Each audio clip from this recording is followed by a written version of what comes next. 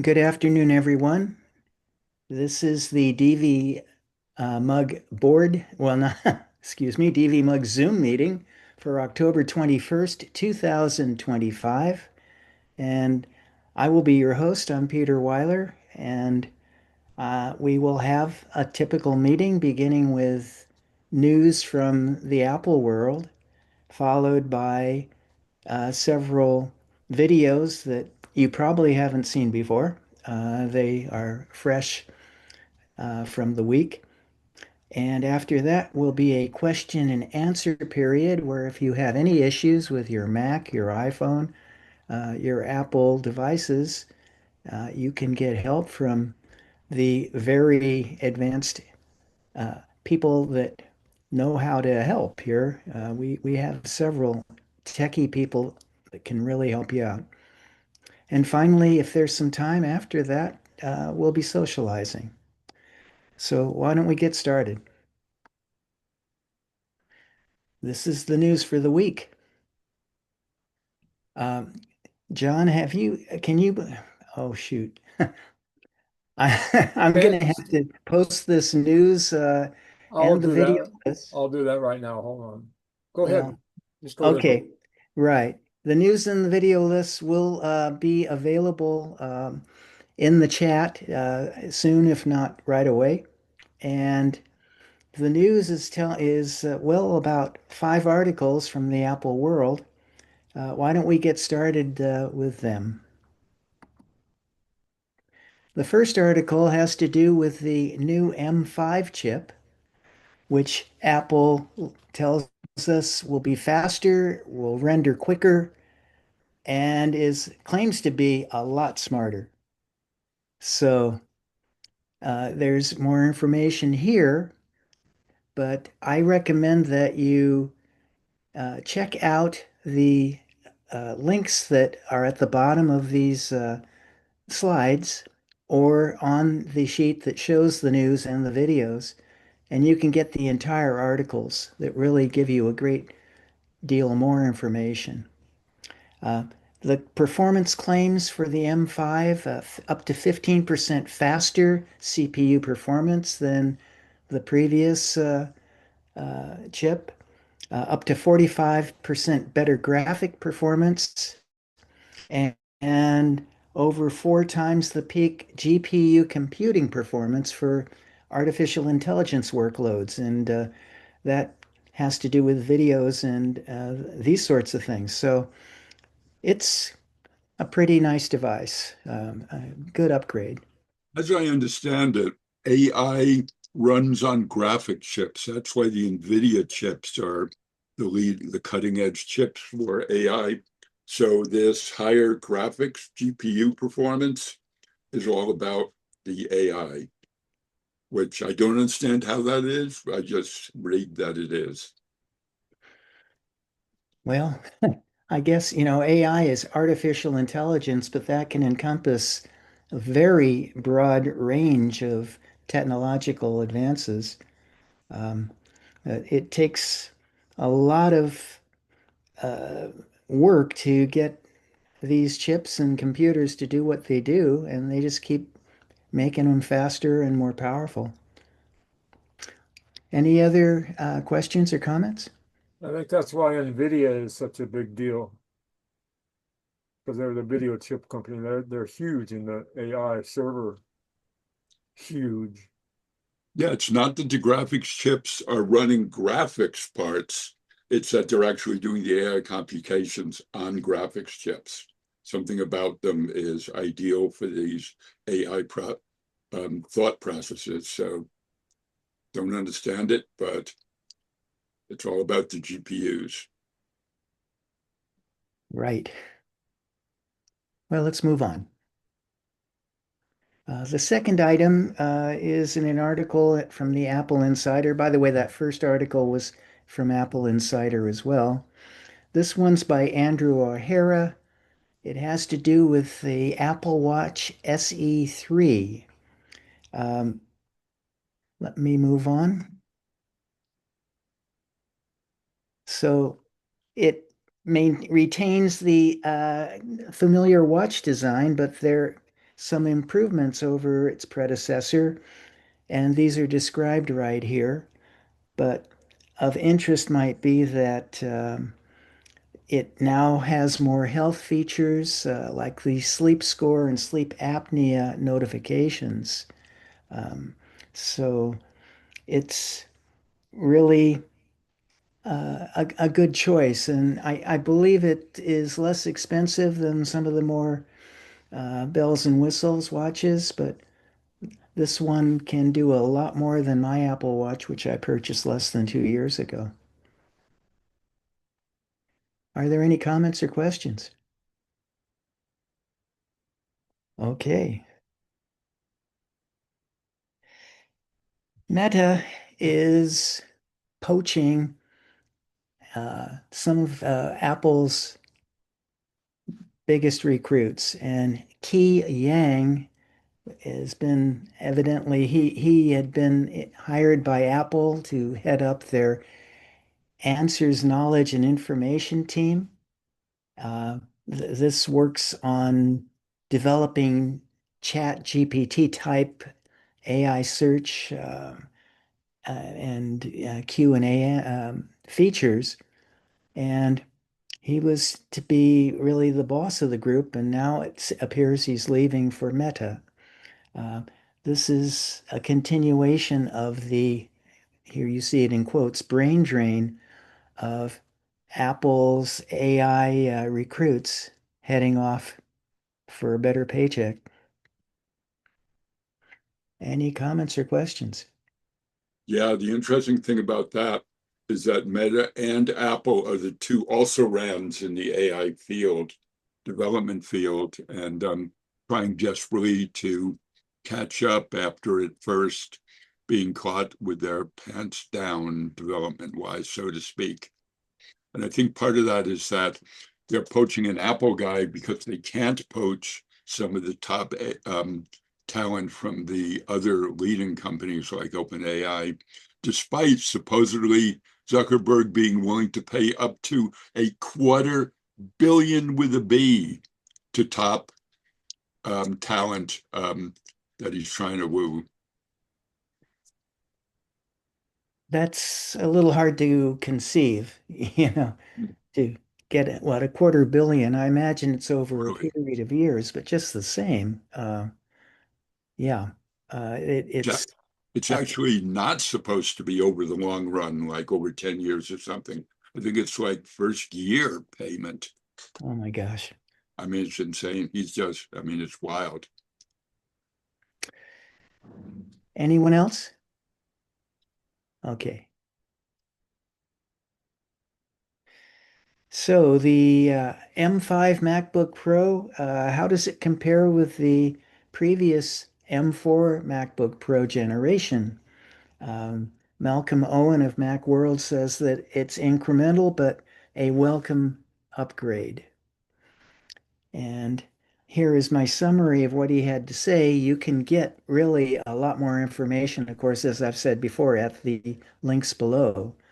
But the M5 MacBook Pro is going to have faster graphics, handle AI related stuff better, have enhanced third generation hardware for ray tracing, which I have no idea what that is actually.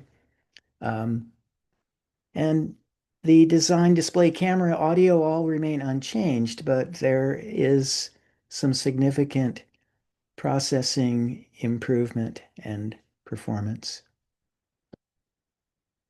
Any comments? Okay.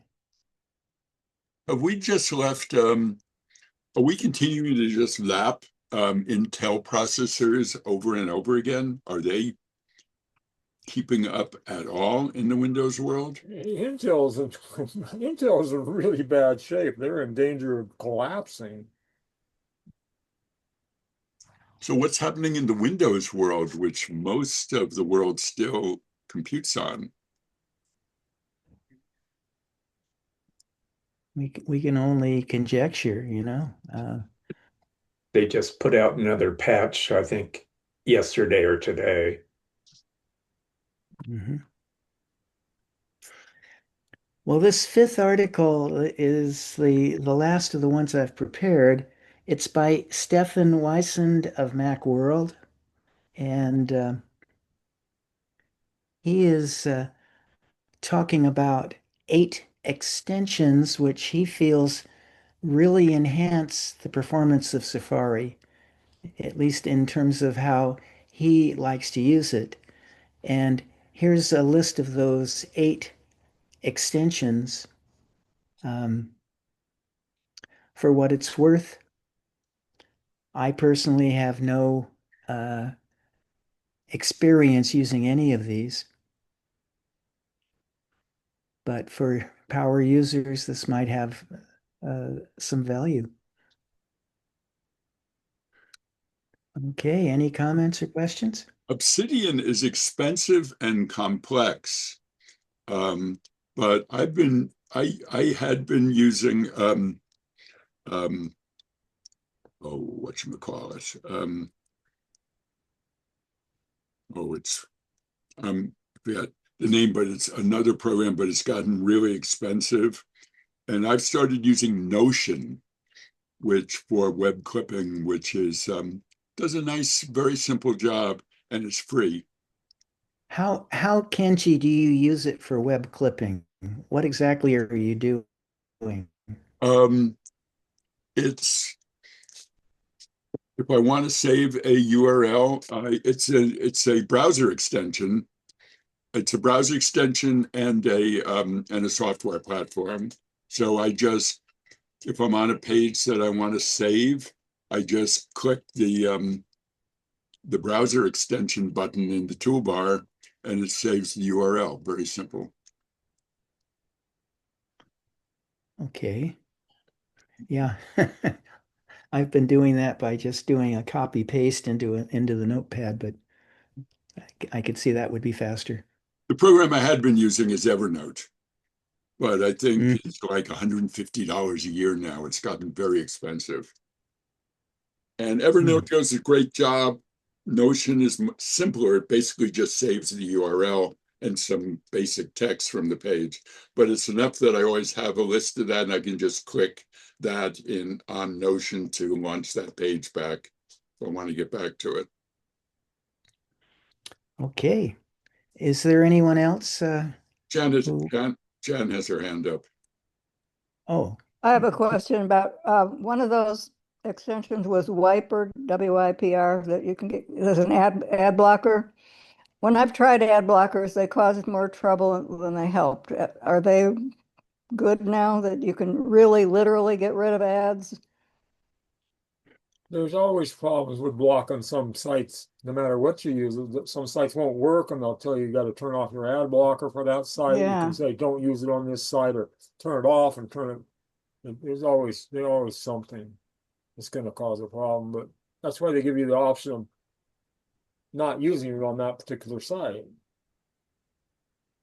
Yeah, there's usually a button in the menu bar, a menu bar item where you can just turn it off for this page now to get. I couldn't live without using ad blockers. mhm. What do you use, Kenji? Um, Ad blocker plus, I think, free version. I'm looking to see ad blocker. Yeah, ad block plus. There's like 4 or 5 of them that are almost the identical names. But the one I'm using is ad block plus, but I don't know that it's any better than several other similar ones. And I use it in the free version. Thank you. All right. Well, let's go ahead and move on then.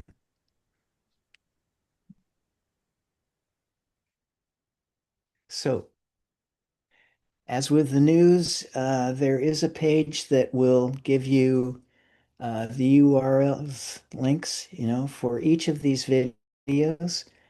If you'd like to review them on your own at another time, they all come from YouTube. Um, and John, I assume these are available now. Is that true in the chat? Yeah, they're in the chat. Okay, thank you very much for getting that done. So let's move on to the first film by Gary Rosenweitz. Hi, this is Gary with MacMost.com. Let me show you how you can uninstall apps from your Mac. So there are many ways to uninstall apps on your Mac. Previous to macOS Tahoe, one of those was to use Launchpad. But now with Launchpad gone, you still have plenty of other options. Let's start with apps from the App Store. If you got an app from the App Store, you can use the App Store to uninstall it. So just launch the App Store app and then go to your account information here by clicking on your icon at the bottom left. Then you'll see all of the apps that you purchased. If you see the little cloud icon there, that means you currently have it uninstalled, but you can reinstall it. If you see open, that means you've got the currently installed. If you move your pointer over the open, you'll see three dots appear to the right. You can click on that and you'll see one of the options there is to delete app. And you can use this to... I apologize. There appears to be some issues. Is the audio out of sync, Kenji? It was a second or two out of sync to begin with, and then something happened and the quality changed and the picture froze. Just restart Keynote. Yeah. Okay. We could have lived with the 1 or 2 second out of sync. I'm sorry I distracted you with that. Okay, well, let's get back to Gary and get started again and hope for the best. Yeah, you're still frozen on the screen there. Okay. Did you restart Keynote? Hi, this is Gary with MacMost.com. Let me show you how you can uninstall apps from your Mac. It's okay. So there are many ways to uninstall apps on your Mac. Previous to macOS Tahoe, one of those was to use Launchpad. But now with Launchpad gone, you still have plenty of other options. Let's start with apps from the App Store. If you got an app from the App Store, you can use the App Store to uninstall it. So just launch the App Store app and then go to your account information here by clicking on your icon at the bottom left. Then you'll see all of the apps that you purchased. If you see the little cloud icon there, that means you currently have it uninstalled, but you can reinstall it. If you see open, that means you've got the app currently installed. If you move your pointer over the open, you'll see three dots appear to the right. You can click on that and you'll see one of the options there is to delete app. And you can use this to uninstall the app. This works the same way that doing it in Launchpad did before. But another method is to go to System Settings, then go to General, and then go to Storage. And then you'll see a graph here, you'll see recommendations, and you'll see a list of items here, including applications, usually the first item. Click on the information button to the right here, and it will give you a list of all the applications you have installed, including ones you installed from outside the App Store. You can select any one of these and click the delete button here. When you do so, it will have you confirm again and you can delete the app. So this works not just for apps in the App Store, but also for apps you may have installed from websites as well. If you find these videos valuable, consider joining the more than 2,000 others that support MacMost at Patreon. You get exclusive content, course discounts, and more. You can read about it at macmost.com/Patreon. Now, a third way to do it, and the way Apple actually tells you to do it on their website, is to use the Finder. Just open a new Finder window and then go to the Applications folder. The quickest way to do that is use the Go menu and then choose Applications. And this is where all of your applications are stored. To uninstall an app, all you need to do is drag it from here to the trash. So for instance, you can drag it to the trash just like that, drop it in. It's going to ask you to authenticate to make sure that's what you want to do. And now that application is in the trash. Go into the trash here and use the empty button to empty the trash so you can get the space back. Otherwise, it will still take up space until the trash is emptied. You can also control click, right click, or two finger click on a trackpad on the app and then choose move to trash, or select the app and then go to File, move to trash. If you hold the Option key down here, by the way, it changes to delete immediately and it will skip the trash and you get your space back right away without needing to empty the trash first. Now, what about web downloads? If you've downloaded an app from a website and put it in your applications folder, or perhaps downloaded an installer from a website and then run it and it's put it in your applications folder, you can still use this same method to delete the app. You can go to the applications folder, you can select the app and move it to the trash. This works regardless of whether or not the app is from the App Store. And the same goes for system settings. You can select an app and delete it even if it's something you downloaded from the web. However, if you downloaded an app from the web, what you should do before uninstalling it that way is check the developer's support page. They should have uninstall instructions there. For instance, if you go to Adobe site and you want to uninstall Creative Cloud, there's a page for that. And Adobe actually has you download an uninstaller app that will not only delete the application, but clean up any extra files. Some other apps won't give you an uninstaller, but they'll give you instructions not only of how to delete the app, in this case, just moving it to the trash, but also what other files to look for to get rid of. Here's another example of that, of how to delete Steam. These support pages are also useful because they give you warnings about what you may lose by uninstalling or what other options you've got. It's worth noting that sometimes apps have an uninstall option built into the app. For instance, for Zoom here, if you go to the Zoom Workplace app menu, there's an uninstall option right in here. So there's an uninstaller, but it's built in. You don't need to download anything else. Now, I know I'm going to get asked a lot about leftover files. People are always very concerned about what files might get left behind when you uninstall an app. Now, of course, sometimes you want files left behind. If you download a text editor or image editor, you don't want uninstalling that app to delete the documents or images you may have created with it. But other times, it will store extra files in the library folder, maybe cache files or database files, and you want those gone.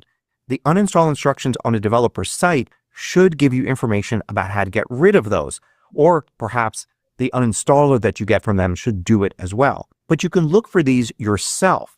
You don't need a third-party app to do this. You can do it on your own without installing yet another app. So you want to open up a new Finder window and then choose Go and go to the library folder. You probably don't see the library folder here, but all you need to do is hold the Option key down and it will appear and you can select it. And now in your user library folder, this is where you'll find any of those files you might be concerned about. There are a few different places to look. For instance, under caches would be any cache files. So if you dig down into that, you can browse through here or do a search for the app name or developer name. So for instance, here it's easy to find, for instance, the Firefox cache. And if you've uninstalled Firefox, you don't need the Firefox cache anymore. You can just drag this to the trash and empty the trash. And there are other places in the library folder you can look as well. Here's a list of some of the folders to look into. In addition, you may just want to do a search in the library folder for the name of the app or the name of the developer to see what else comes up. If you've deleted the app, you wouldn't need any of the leftover library folders. Although sometimes people like to keep them around. For instance, you may just be getting rid of the app temporarily and you may want to reinstall it later. And it'd be nice to have your settings and preferences and other data just available right then because you never got rid of it out of your library folder. You may want to take a look at the size of the folders before you even bother. For instance, if I go into application support here, then I look at an app like this one right here, an FTP app I use. I can do Command I for information and see it's just 53K on the disk. So hardly worth worrying about. And while anything an app does should be in your user library folder, if you really want to be thorough, you may want to use the Go menu again, go to the computer level, and then look on your hard drive and look in the library folder there. You'll find similar folders like application support there, and anything that's saved for all the users on your Mac would be here. As you can see, it's a much shorter list here. So you probably won't find much of what you need to get rid of here. So that's how to uninstall apps on your Mac. You don't need to install an additional app that somebody else is trying to push on you. You can do it pretty simply on your own. Hope you found this useful. Thanks for watching. If you liked this video, click the thumbs up button below to let me know. I publish new tutorials each weekday. Hit the subscribe button so you don't miss out. Any comments or questions? Yeah, I sure, Yeah. I think that's a bunch of hooey. Yeah, please elaborate. Well, does the word cruft mean anything? Sometimes people have been doing that stuff and there's so much left over. The average person isn't going to be looking in these folders for that stuff. And there's free utilities that will remove all of this stuff pretty completely. Sometimes not totally, but it gets it all out. John's probably got a comment too. He never mentioned the most important folder to look in. It's in the system library. There's launch agents and launch daemons. Those are things that are launching and running in the background when you start your computer and you never see them. And dragging them to trash will still leave those parts running on your computer. He never even mentioned that. So App Cleaner is the one that's free, and you drop the app on there and it finds all that stuff in all those places he was talking about for you, gives you a list and shows you. You can uncheck the ones you don't want, and then it will delete them for you. And even if you know what you're doing, it's way easier to do that than hunt around through dozens of places to find everything. Hmm. Okay, you know, There's App Cleaner. There's another program called App Cleaner and Uninstaller, Yeah. $39. I know, which has gotten pretty pricey lately. But it does a more thorough job, or it gives you more information too about what it's doing. It does more stuff. The App Cleaner is a one-trick pony. It just Yeah, finds the stuff that that it was installed when you installed the file or use it, and then finds it and then gives you a list, and then so you can see what it's going to do. And if you want to keep it, the stuff, you can say no, keep that. But the most important thing he didn't even mention. You could delete all that stuff manually, and if they're launching at startup as a daemon or an agent, it's running in the background even though you don't even know. So it's actually using resources on your computer and possibly causing problems as they get old. I see it all the time. I mean, they're really old stuff. Well, anything you have from Adobe or Microsoft, you cannot manually throw that stuff away. There's way too much of it all over the place. So they have uninstallers for their programs to do that. mhm. Well, I thank you miss the for this feedback. Yeah, go ahead. I miss the old days when companies would actually save off the installer log, which showed you where everything went. Yeah. A lot of, Hmm. well, like you said, it's really nice if they have an uninstall in the menu, like Zoom. You just say uninstall and it goes and gets all the parts and throws them all away, right? Boom, right there. That's the best way. You don't have to do anything built in. Well, okay. Gary is almost always on point. so I'm looking Interesting. at He so so a bit flawed here. You're breaking up. so if I may insert something. Kenji? So I'm looking at Reddit right now, and I'm seeing comments that Hazel is another utility that's been around for a long time, can monitor deleted apps and find the bits they leave behind. And it's also mentioning another free utility called Pear Cleaner, spelled I tried that and I like the couldn't get it. fruit. It looked really promising. I saw that recently. I said, oh, this is wonderful. It's an open source, so it's a freebie based on the App Cleaner app, but more thorough. I couldn't get it to work. I really wanted it to work. I couldn't get it to scroll through a list. The scroll bar didn't work on multiple computers, multiple systems. I'm hoping that I could make it work. But so far, not so much. I've been using App Cleaner and Uninstaller, but it's a subscription. For two computers is 25 a year. And it really works well. It works well. They started putting more. It has an updater in there, like Mac Updater, and the one thing it has is remnants, old abandoned. Like if you throw it away from the app folder and leave the stuff behind, it will show you, even though you don't have the app anymore, what that stuff is, where it is, the size, and you can decide it remains. You can sort by size or date, and so you can get rid of the really old stuff. Now there's one called Clean My Mac, which is not cheap. It's like, I don't know, it's a subscription or it's like over $100, but it does everything you could possibly imagine. Or cleaning stuff up. I find the app cleaner and uninstaller gets a few more items than the freebie app cleaner. Yeah. The freebie app cleaner is pretty good. For free, the app cleaner is great. Okay, well, let's move on to the next video, which has to do with phones. We all have a phone, probably an iPhone. And, phones aren't like they used to be. We used to use them to talk to each other. Now we store our lives on them, including our financial life often. What happens if you lose your phone? And that's what this one is about. Prepare to lose your phone. Hi everyone, Leo Notenboom here for AskLeo.com. With more and more of our digital life moving online, we're finding that much of it is ending up in our pockets in the form of our mobile or smartphone. And while hacking and malware make the headlines, the biggest risk is something much more mundane, much more boring until it happens. And that is losing your phone or having it stolen. Let's prepare for that. Unlike our desktop computers or even our laptops, phones are small, portable, and all too easy to misplace. Not only are more and more people doing more and more things with their mobile devices, many have only a mobile device. This means that this small, easy-to-lose device has potential access to your entire digital life.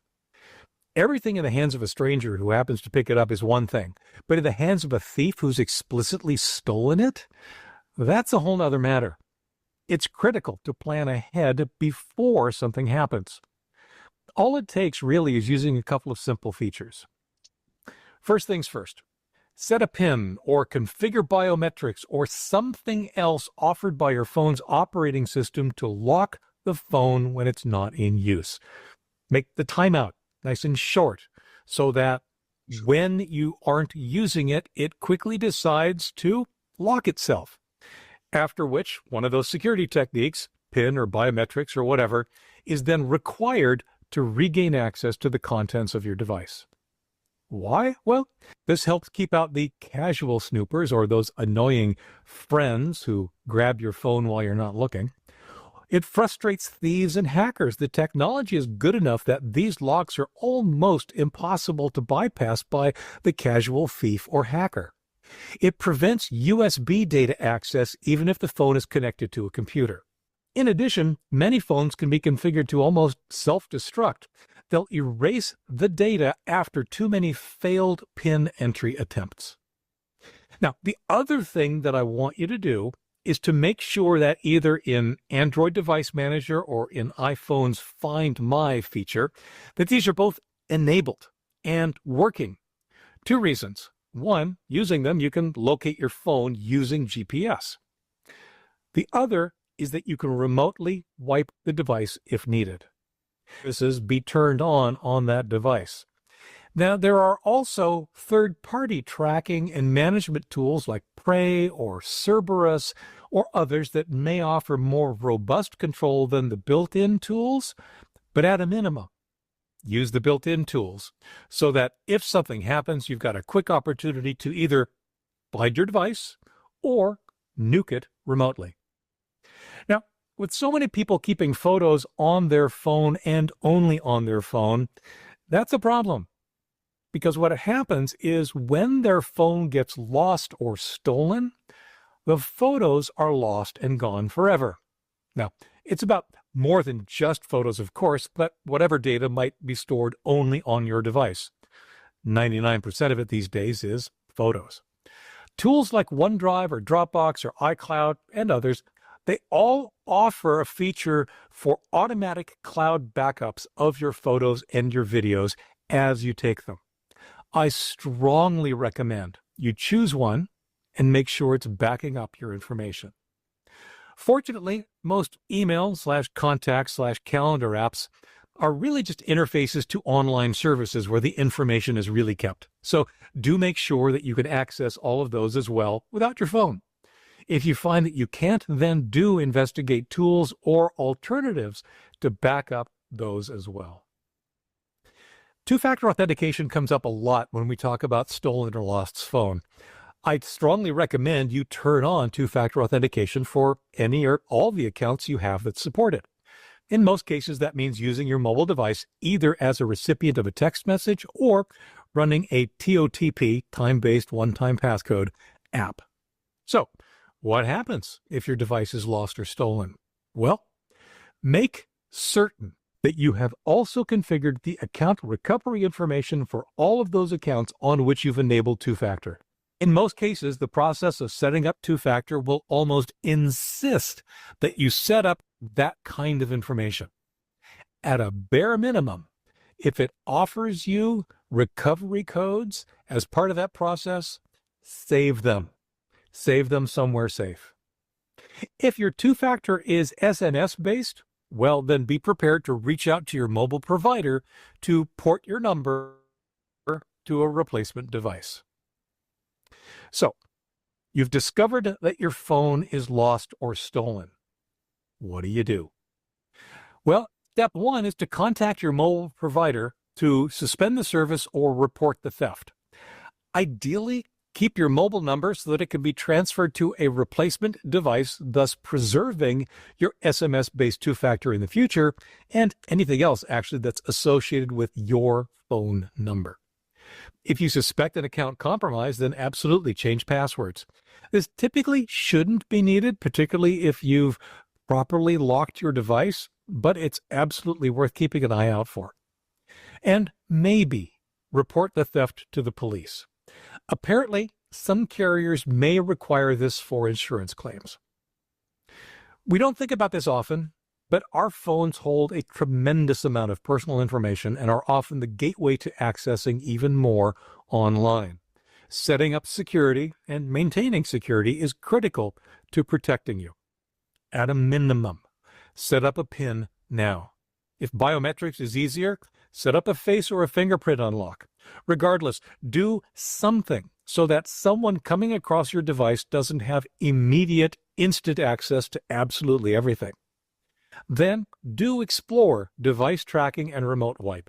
It's unlikely that you'll ever need the latter, though it's reassuring should you ever.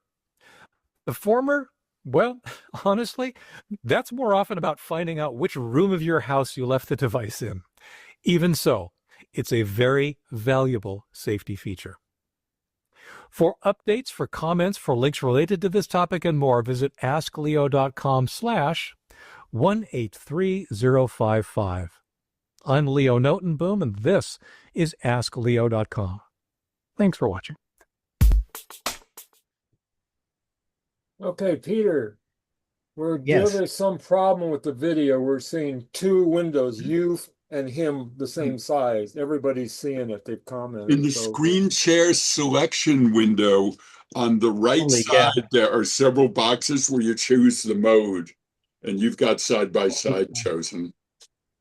Okay, I'm sorry. So you need to stop the screen share and restart and select it again. So I want to get this right here. Those choices in the box there on towards the right. The view choices. Yeah. Okay. And well, I have it at speaker and I can push full screen. No, not that. It's in the selection pane when you press screen share.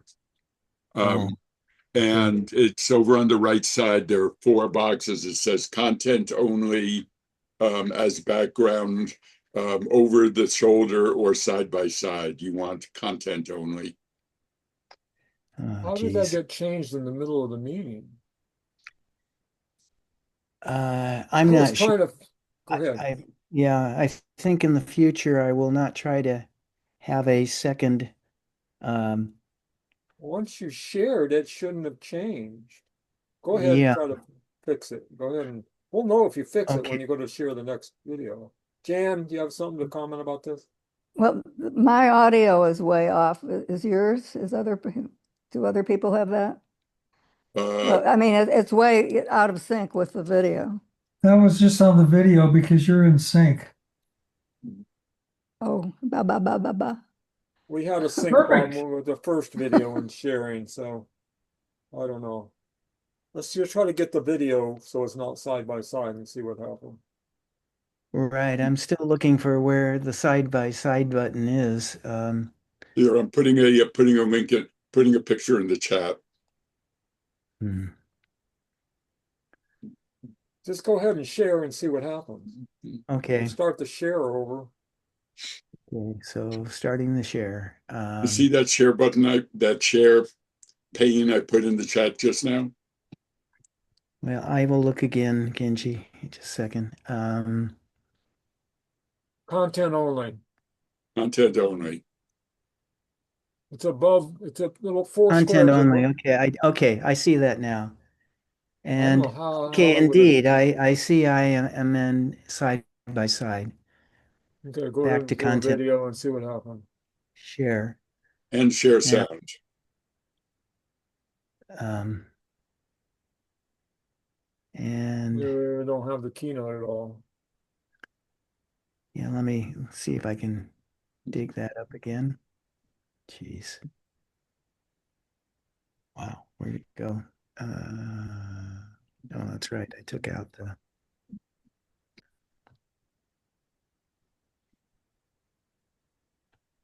And okay, are we going? Yes, go. Okay, here's Tom Wells.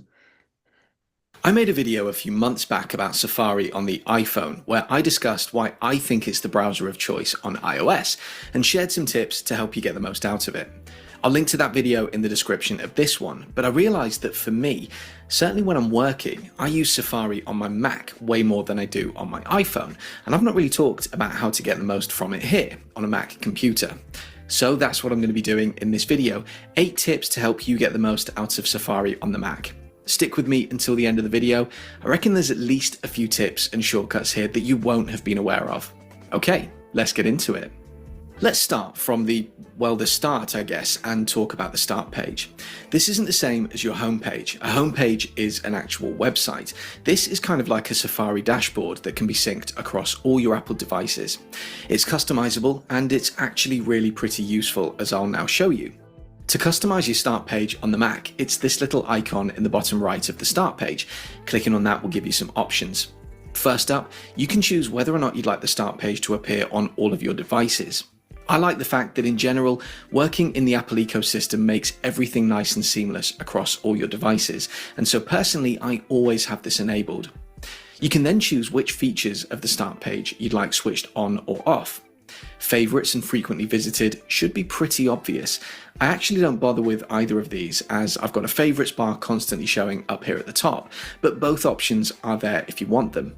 Shared with you is really good and extremely useful. Now, due to app limitations, this will only work with things like iMessage. It won't work with an app like WhatsApp, for example. But here you can see all of the links that have been shared with you, and you can also see who has shared them with you. By default, it's going to show you the most recent 3 links. You can click the show all to see everything. But this is great if you know you've been sent a link recently and you can't recall what it was or who sent it to you. So long as it was shared via iMessage, it's going to show in here. Privacy Report shows you how many trackers Safari has prevented from profiling you in the last 7 days. I don't bother with this personally, nor do I use Siri suggestions, although I do quite like having the reading list showing, especially when I'm on my iPad, as I often put things in my reading list only to then forget all about them, so having this here serves as a pretty useful visual aid. iCloud Tabs is another tool that I find really useful. This shows the tabs that I've got open on my other devices. I can pick up viewing something on my iPhone when I'm away from my desk, for example.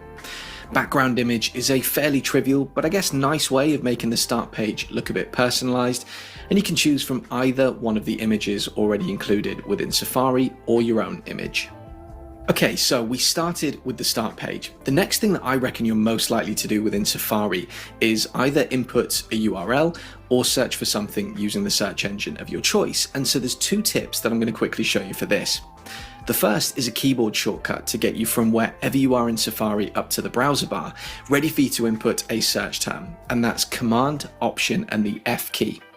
Tapping this command will quickly take you up to the browser bar, and from there you can immediately begin typing in either a URL or a search term. So this is a handy little keyboard shortcut to know if you spend a lot of time in Safari. The second tip is, for me at least, one of those how did I not know that tips, and that's that you can return to the search results of a query at any time using a keyboard shortcut. So here, for example, I've gone to the browser bar and I've typed in a search term, and then I've clicked on a link. And to show you how useful this is, I've actually clicked through a few links within the site itself. To get back to the search results, I'm going to have to hit the back button however many times to take me back. Or I can hit Command, Option, and the S key, which will immediately bounce me back to the most recent search results. How useful is that? Just quickly, if you're getting value from these videos, I've started a free newsletter. And I made a video a few months back about Safari on the iPhone where I discussed. gang, I don't know if it's worth trying to get to where he was. I'm really sorry. Well, we have the URL so we can watch it. Yeah, let's move on. And But those were really interesting. So that option F, is that, do you install something to get that? Because I tried option F in Safari and nothing happened. Command Option F.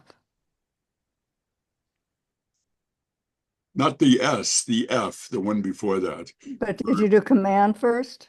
No, I thought he just said option F No, Command Option F. to get to the toolbar. I mean, to the address bar. Oh, this goes back way back when every browser ever made on every computer. You want to go to a location in a browser, hit Command L, and it puts your cursor and you can type in the name you want to search for in the address bar or the actual URL.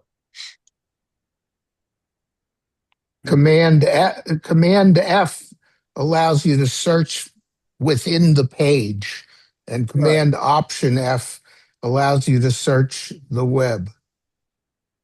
Could you repeat that, John? Gary or John? Well, Me? which one of us? Command F searches within the page in Safari, and it'll show you how many occurrences of whatever and you can flip through them. Command Option F goes to the search bar Where you can just instead. start typing without having to click it in the with a mouse. I just tried it and it works. Yeah, it takes the focus. Command F works in almost any app that has text in it you're in. Command F and type and it finds the text in whatever document page. That works pretty universally. Find in the page, find text in the page. Command Option F makes the bar in Safari search oriented. Not just the place for the URL, but search oriented. If you look at the stuff to the left, when you do Command Option F, you'll see more options there. Interesting.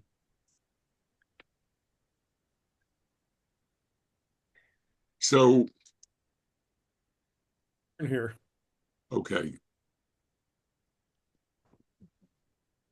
Okay, well, let's move on. My apologies to Tom Wells. This stuff is very good. I like him. Yeah, we are running a little late anyway, so here we go. The next video is with Trevor Nance about your iPhone tracking you. Did you know your iPhone is constantly tracking what you do on it? It's listening to you through the microphone. It's seeing your location from your iPhone and sending it to Apple and others. It's tracking your camera, and it's even tracking your messages, phone calls, and Siri, etc. I'm going to show you how to turn all of those off to make sure essentially your iPhone is not able to track you and send that location and information to other people. But first, hit that subscribe button down below. It really helps me out. Thanks, guys. Now, let's hop out of here, and we're going to open up the Settings app on your iPhone. We'll do all of this in that Settings app. And the first thing that we're going to do is we're going to scroll down from here, and we're going to find the option that says Privacy and Security. Midway down, tap on that. Now, the first one is we'll check to see if any apps are tracking you from one app to another or one website to another. So from here, we're going to tap on Tracking midway down. You can see that it says allow apps to access or track your activity across other companies or apps or websites. So essentially this can track all of your activity, your actions, your email, your messages, all of that stuff, and share it between different companies. So if this is turned on, turn this off, and keep in mind if there are any apps that request here, make sure to turn off all of those. Now that's one thing that you want to do, but we also want to do several other things as well. So let's go back one, and still in the privacy and security settings, we're going to scroll down here because at the very bottom, you'll notice we're going to do two different things. We're first going to tap on Analytics and Improvements, and you'll see a bunch of different options for analytics. Potentially all of these are turned on, or many of them are turned on.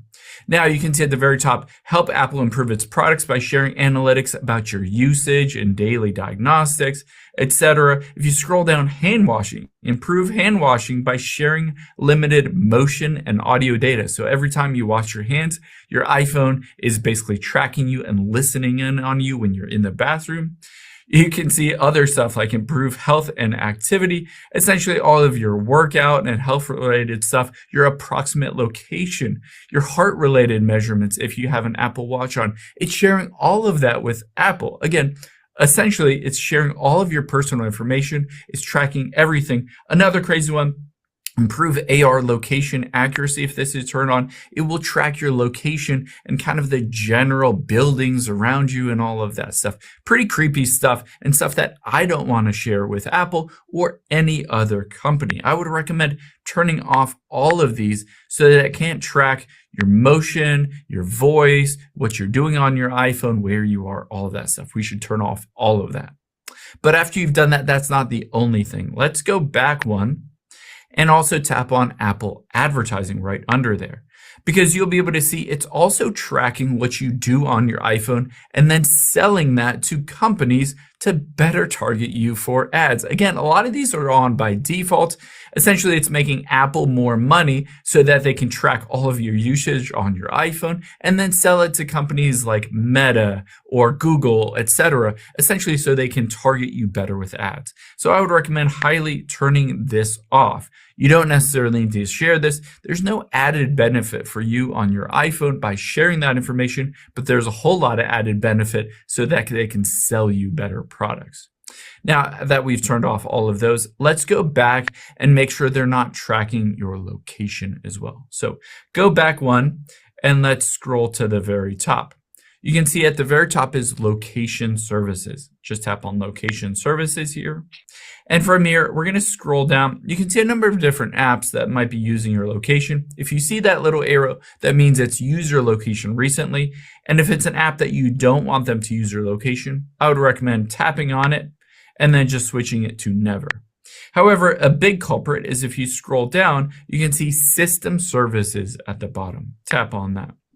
Now, you'll be able to see a bunch of different things associated with using or tracking your location on your iPhone and sending it to Apple. Now, there's some things that are legitimately useful, like emergency calls or Find My in case you lose your iPhone. But there are lots of things that you don't necessarily need and essentially, again, don't help to protect your privacy. So on stuff like Apple Pay merchant identification, you don't need to send them your location. You can do a bunch of different things, and I would recommend turning off a bunch of different things. You can see essentially you can mimic what I've turned on and what I've turned off. However, at the very bottom, a key one is significant location and routes. Tap on that. Essentially, what this does is it shares your location that you commonly are at. So your office, your work, your home, basically a friend's house, or routes where you drive to and from frequently. It will share all that information with Apple. Again, for no added benefit to you, but essentially allows Apple to track where you go. I personally don't want a $1 trillion company to track where I go or where I commonly am at. So I'm going to turn that off and hit clear history.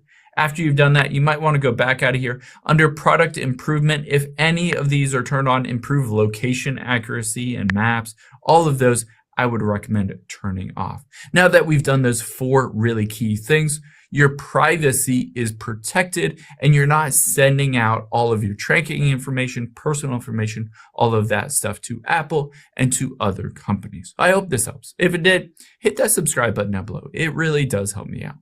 Thanks, guys.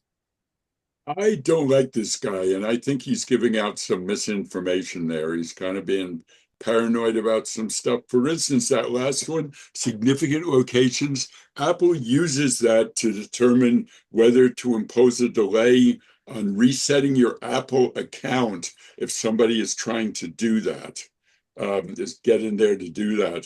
And that's important, an important protection that they've recently added to slow down somebody basically stealing your account if they grab your phone, to give you time to get in there yourself and deal with it.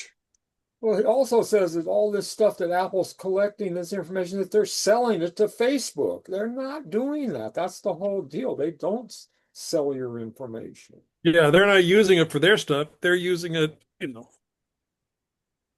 One thing that is of concern, on my street, we requested a traffic survey to see if we could install some traffic amelioration to slow some people down.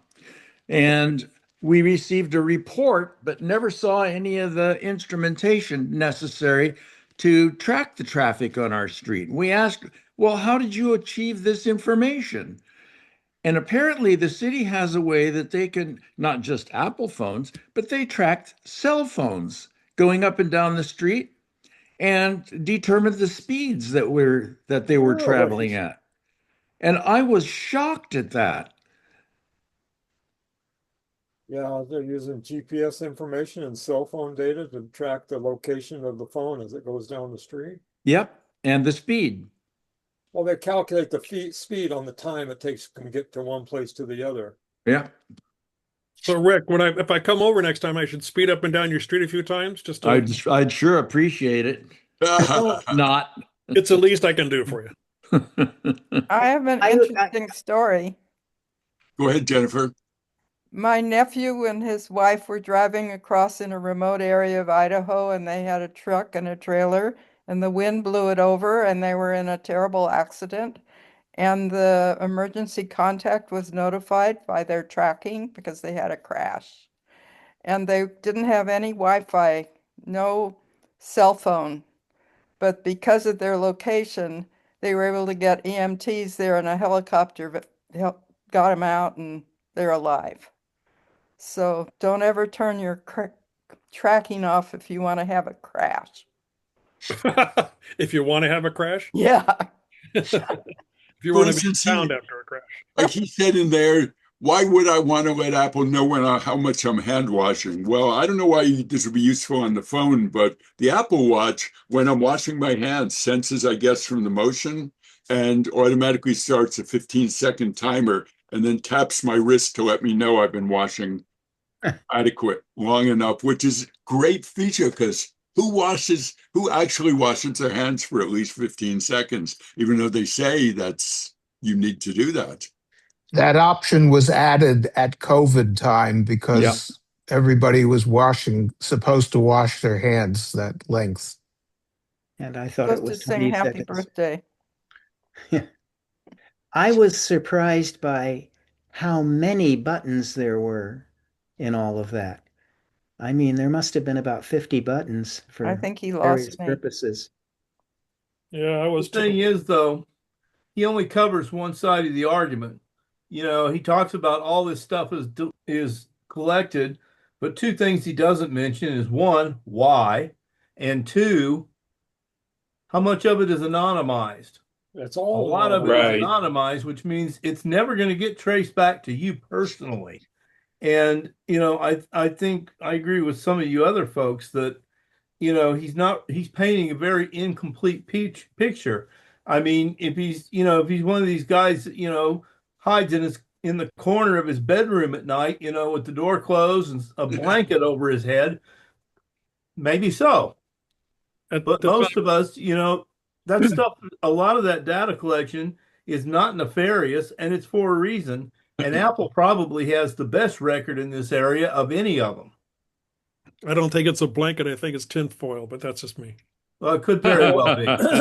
Or he's making a video for clickbait to people to come and Yeah. watch it to get ads on YouTube. I think we've seen one of his videos before, and I had the same impression then. I think we should just make a point of not using his videos. I like a lot of these new people that we're getting. I think most of them are really good. Well, but I don't think we not should. this guy. I don't think that's appropriate for us to just bar somebody. I mean, there is the option of having a discussion, which we're Yes. doing now, and I Okay. think Yes. that's valuable. Yes. But just to say you can't have this guy on our program anymore, I'm sorry, don't agree. Because there might I'm be not some saying people you that actually agree can't. with him. I'm just suggesting that maybe he's not the guy for us. Maybe we need a conversation bit was of valuable. curation. Well, Also valuable, it's a valuable. interesting. Some of the things that he was mentioning about turning off. My phone doesn't have Apple Intelligence. A lot of the things he was talking about, you require Apple Intelligence Okay, because that's they're not interesting. displayed here at all. Well, okay, let's move on. The I next, don't know, Bill. I think you're quite intelligent. Just stay away No, from it's my Kalikura. phone. Stay away from Kalikura Speedway. okay, the next video is by David A. Cox. We've seen him before, and he's talking about my favorite hearing aid for the iPhone. And it occurred to me, yeah, you know, a lot of our demographic, the people who are in this club, many of them have hearing loss and can benefit from amplification, but do different kinds of amplifiers, hearing aids, work less effectively or more effectively with the iPhone? And I can't answer that, but he is making a recommendation for one of them. What was that, Peter? Say what? Check your closed captioned. Yeah. Right. I'll proceed with the video here.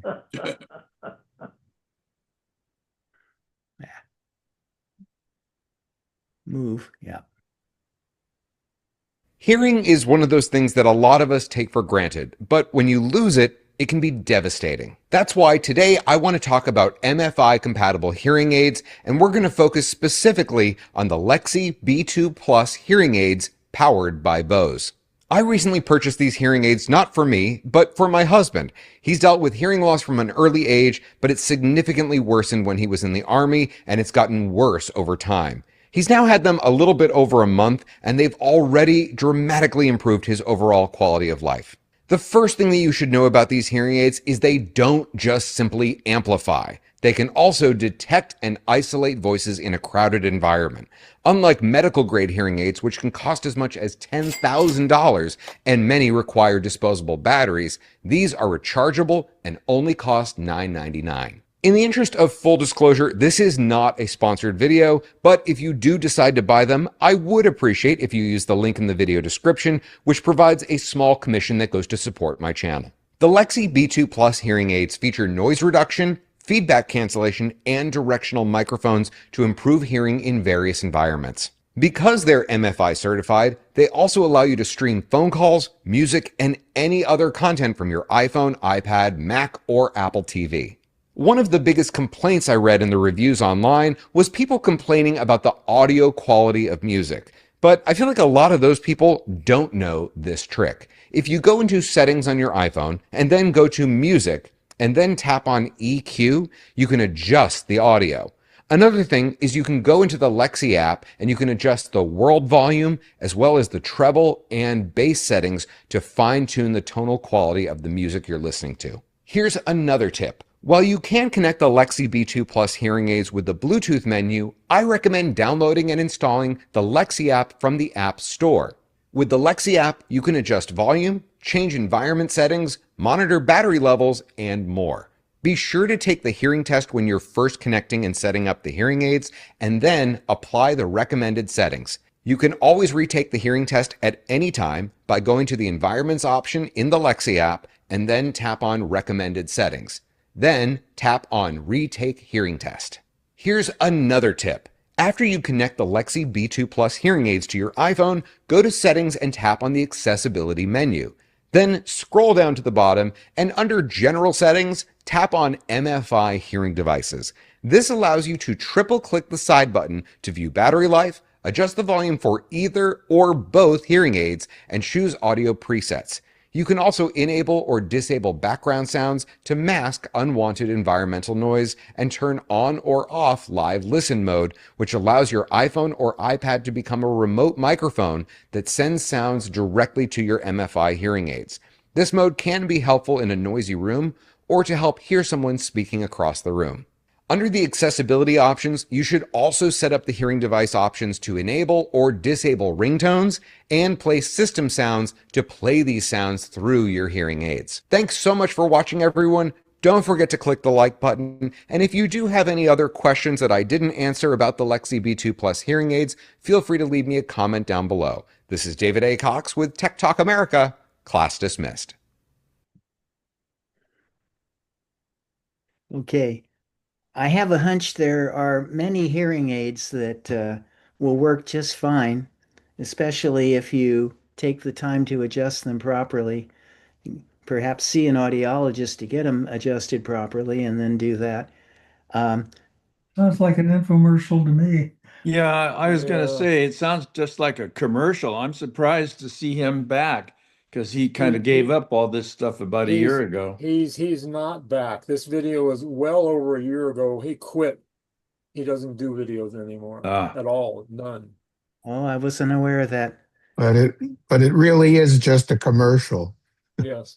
One thing I picked up from it, I don't use hearing aids, but the MFI piece, which evidently means made for iPhone, might be something to I check don't with, know. if you are getting fitted or, going to purchase. So these weren't even, these are like do-it-yourself hearing tests. Well, the Apple AirPod 2s and 3s do this feature, a lot of this stuff. Right.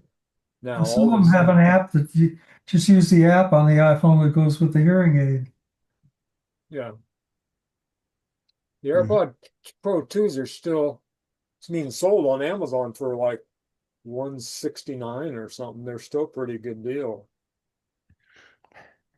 Do you think the fours are a big advancement? Well, there's the three AirPod Pro 3s now. I haven't any experience with those. Those are pretty much still full retail at what, 259 or something.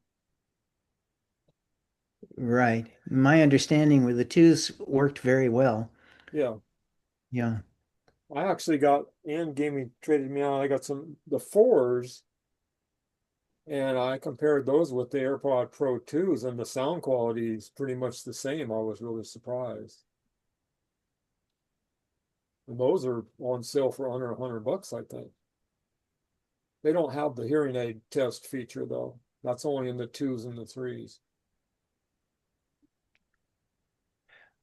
Okay, I have one more video, one by Rich Bolin. But are we running late here, or do you think we should move on? It's 412.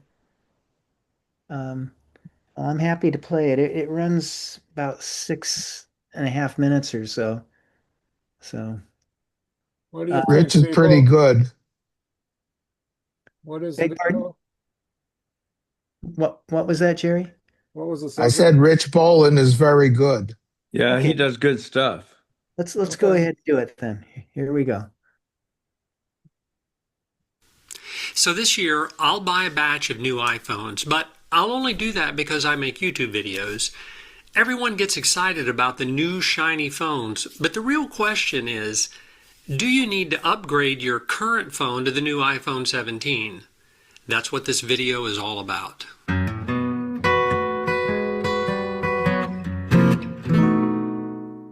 Hi, my name is Rich and I make simple videos on how to use your iPhone and iPad. That's my little corner inside YouTube. Apple just announced their new line of iPhones, the iPhone 17. I watched the Apple event and like most people, I was dazzled by all the marketing stuff that only Apple can pull off. But at the end of the day, the question of whether one should upgrade to these new phones kept rattling around in my head. After all, these phones are expensive and there needs to be, at least for me, a good reason to make the switch. I asked my wife if she wanted to upgrade her iPhone 13 and, she just rolled her eyes. She's not a fan of change. While there are probably 100 reasons to upgrade or not to upgrade, in today's video, I'm only going to cover 4 simple things to think about that, to me, will help guide you into a reasonable decision on whether to upgrade or not. This doesn't need to be complicated.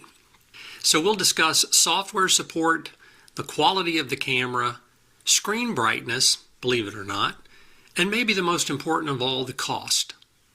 Okay, let's get started. So iOS 26 is now the latest operating system, and I've discovered the hard way. Oh, shoot. I was trying to center the thing. Let me get it back on. Damn. Is there a way to make this thing fit the screen? So this year, I'll buy a batch of new iPhones, but I'll only do that because I make YouTube videos. Everyone gets excited about the new shiny phones, but the real question is, do you need to upgrade your current phone to the new iPhone 17? That's what this video is all about.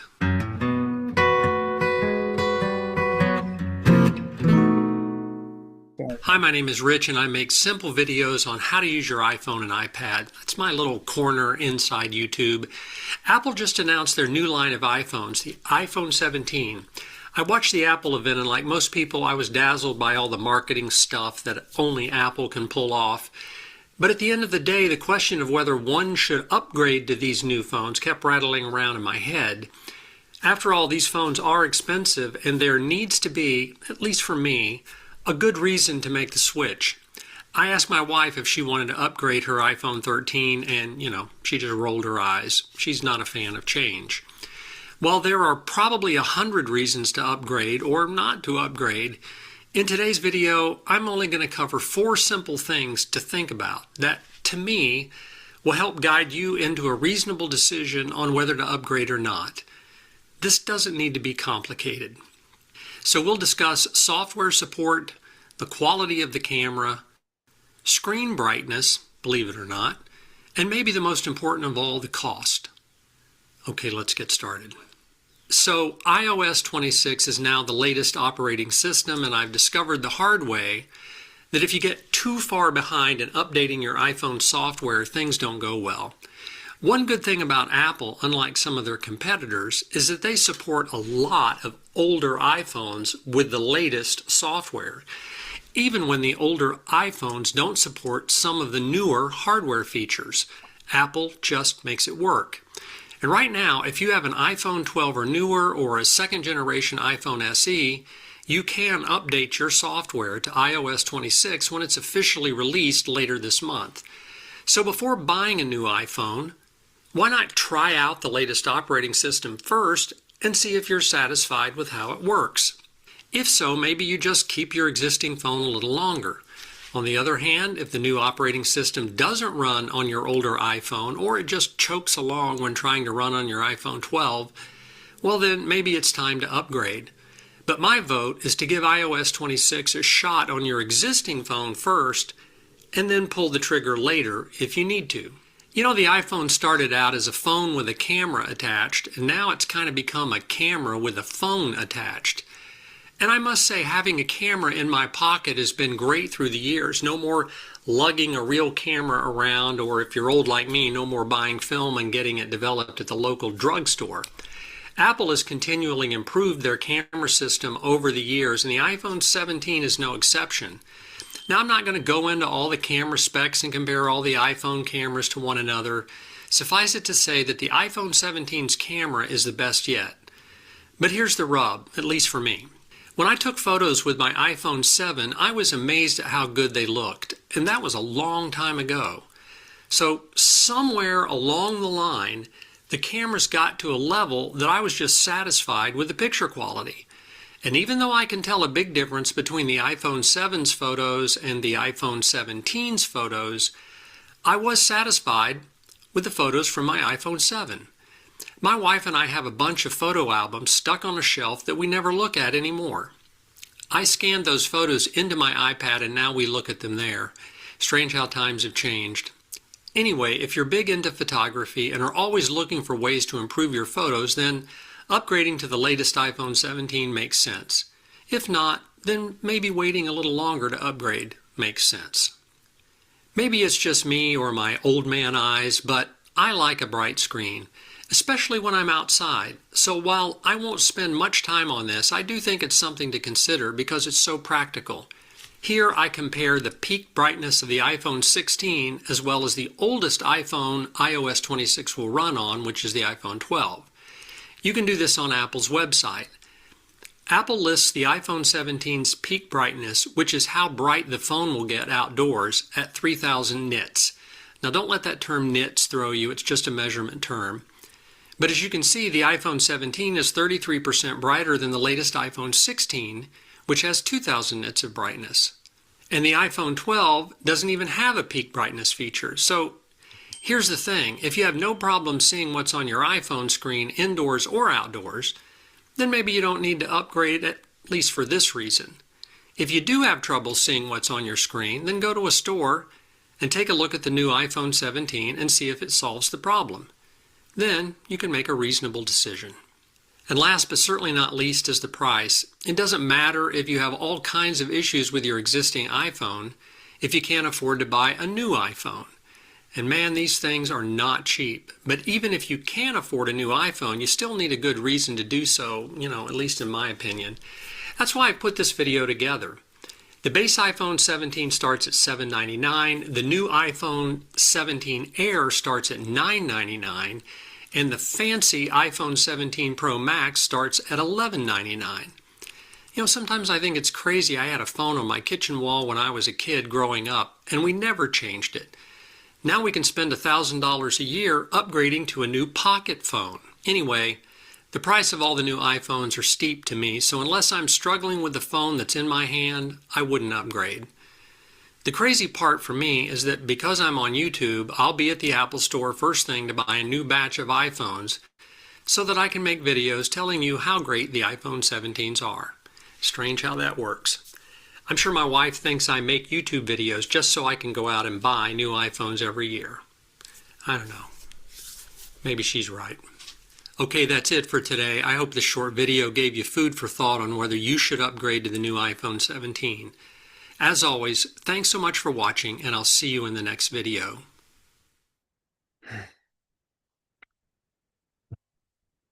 Well, folks, it's the last of the videos. I apologize for the technical glitches along the way today. I will be more careful next month. But let's move on. Are there any comments on Rich Boland's final film here?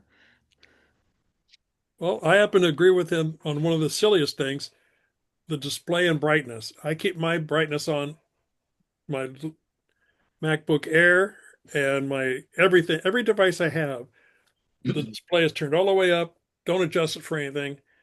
And I don't know whether it's because I have cataracts or what the deal is, but I got to have lights and brightness. Mm-hmm. Wait, what phone do you now have, Mike? I got a 13. Okay. I went and bought a 17 Pro, but it had glitches, so I turned it back in. Can you end the screen share now, please? Yes. Thanks. Okay. Over and out. So yeah, I turned it back. Another couple of weeks, I'll probably get another one just to because I realized I got a bad one. It was just a glitchy and everything else, and I'll get another shot in a couple of weeks.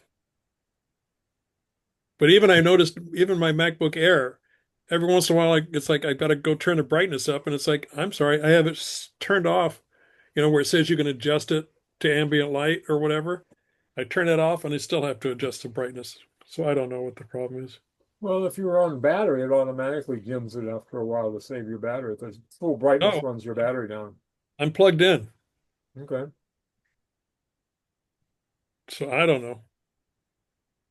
So there was reportage in Macworld around the time of the 17 launch saying that they were expecting that this year's improvements were small, but that next year's improvements are anticipated to be much bigger, like new form factors for the phones entirely.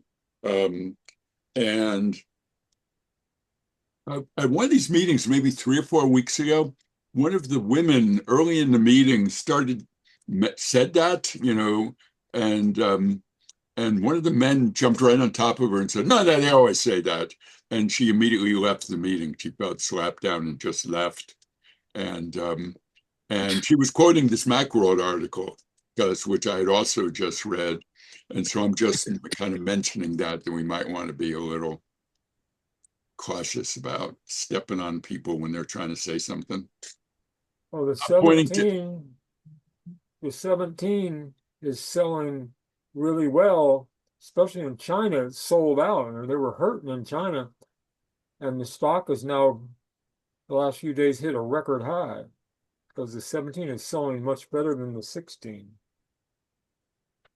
Even the base model is popular. Okay, should we move on to general questions? Anything about this presentation, and we'll start a new recording?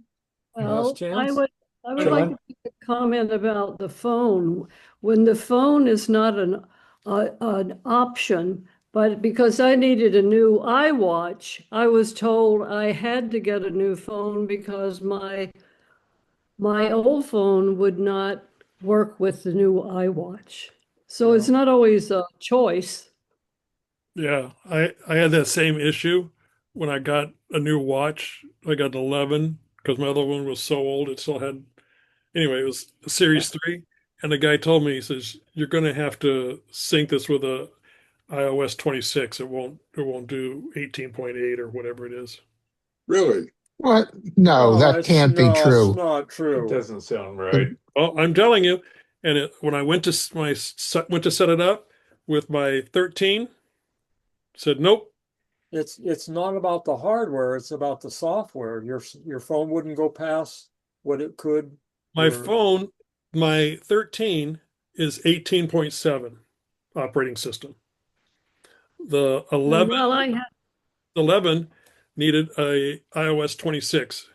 No, that can't be true. No, Absolutely not.